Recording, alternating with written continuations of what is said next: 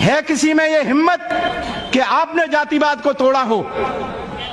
है कोई यहां पर यह कह सकता हो कि वाल्मीकि और भंगी समाज के लड़के को अपना दामाद बना लूंगा? है कोई कोरी, है कोई चमार, है कोई भंगी जो कह सकता हो कि हम आपस में भाई हैं? ब्राह्मण से ज्यादा दुश्मन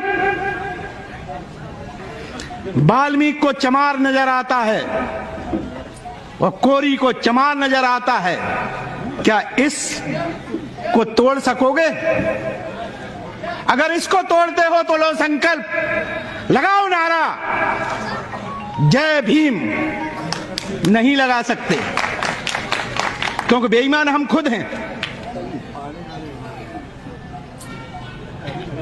इस देश में घृणा का बाजार किस स्थिति तक है?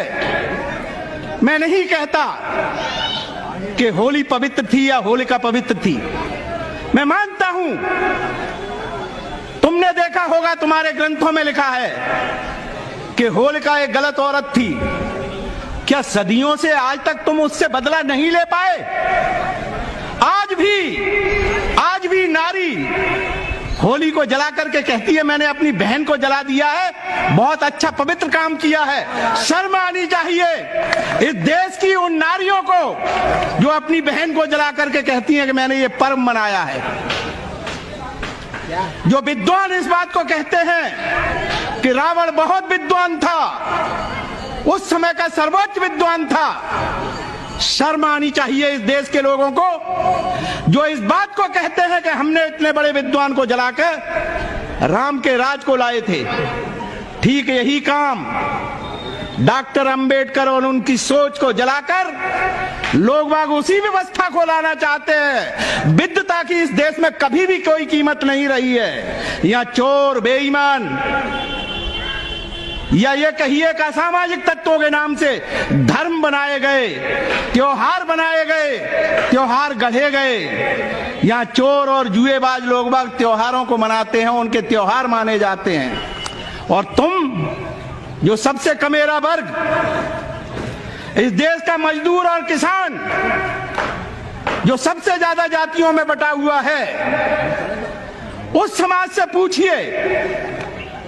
आज किसान कहता है कि हम आत्महत्या करते हैं। किसने कहा था किसान से कि वोट देना जाति के नाम पर?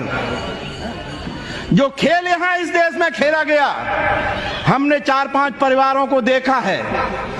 उनके घर के नौनिहालों को जब 2 अप्रैल को मारा गया था, हो सकता है आप लोग सोचते हो कि हमने बहुत अच्छी अपनी शक्ति का प्रदर्शन किया था। ये तुम्हारा भ्रम है। अभी भी आप झूठ पर खेल रहे हो।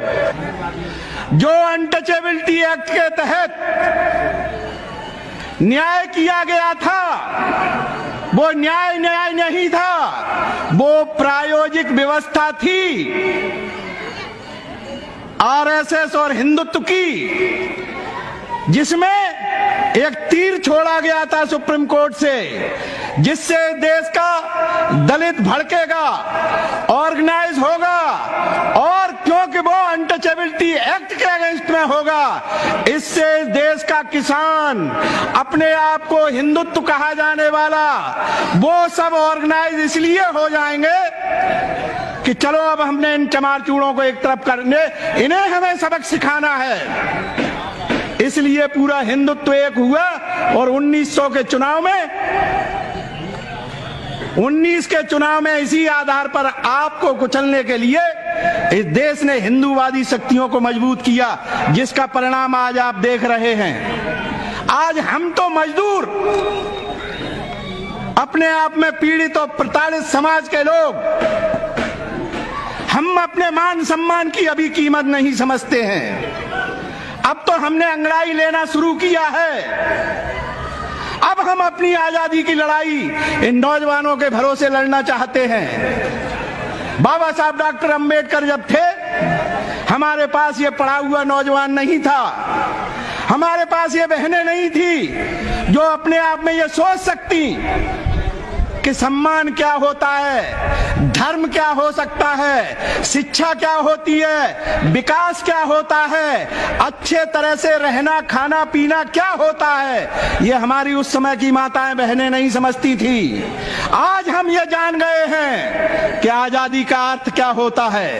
आज हम ये जान गए हैं कि गुलामी किस चीज को कहते हैं। तो अब तो हम ये अंगड़ाई लेकर के अपने संविधान को अपने सीने से लगा के 70 वर्ष तक जो जुर्म, अत्याचार और अपमान हम अकेले दलितों ने भुगता है, आज उस संविधान को लेकर सीने से लगाकर आज जो लोग कस्में खा रहे हैं भारत के संविधान की, आज जो पढ़ा लिखा वर्ग जिसमें ब्राह्मण भी है, क्षत्रिय भी है, वैश्य भी है, लेकिन वो संख्या में कम है, आज वो तैयार है कि अगर इस देश को देश रहना है, इस देश को भारतवर्ष रहना है, इस देश को आजाद रहना है, अगर इसमें आजादी से सांस लेनी है तो भारत के इस संविधान को जिंदा रखना बहुत जरूरी है।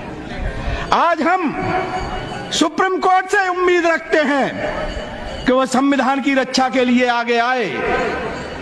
आज 4 जज सुप्रीम कोर्ट के कहते हैं कि इस देश का संविधान खतरे में है। उस पर कोई चर्चा क्यों नहीं होती, उस पर कोई मंथन क्यों नहीं होता? तो आम नागरिक तो सुन के कहेगा ही कि जरूर हमारे देश का संविधान खतरे में है।